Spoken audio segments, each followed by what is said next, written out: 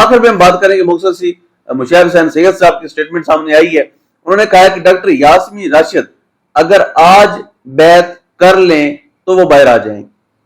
اب یہ اصل مسئلہ ہے. ڈاکٹر یاسمین راشد صاحبہ جو ڈاکٹر بھی ہیں، کینسر پیشنٹ بھی ہیں، عمر 80 سال سے زیادہ ہو چکی ہے، اور لاہور کے اندر سب سے موسٹ سینئر ڈاکٹر، اور بہت سے ایسے سینکڑوں ڈاکٹر جو ان کے شاگرد ہیں.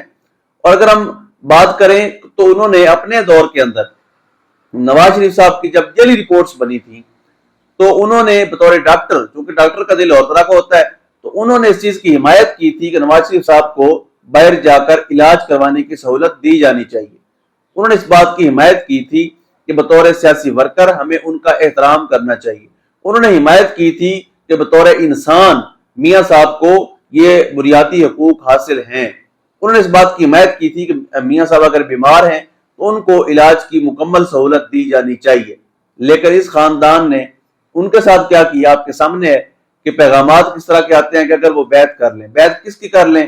کہ جو میاں صاحب ان سے پوری طرح سے ہارے ہوئے ہیں. میں نے بذات خود اس حلقے کا سروے کیا تھا اور وہاں پر ڈاکٹر یاسمین راشد میرے سروے کے مطابق بھی جیت رہی تھی، اور ہزاروں کی لیڈ سے وہ جیتی بھی صحیح. لیکن میاں صاحب اپنی ضد پر قائم ہیں، اور میاں صاحب ہوں، خواجہ آصف صاحب ہوں، وہ عجیب آدمی ہیں کہ ان کی ضد بھی خواتین سے ہے. ادھر ریانہ ڈار صاحبہ سے ہے اور یہاں ڈاکٹر یاسمین راشد صاحبہ سے ہے.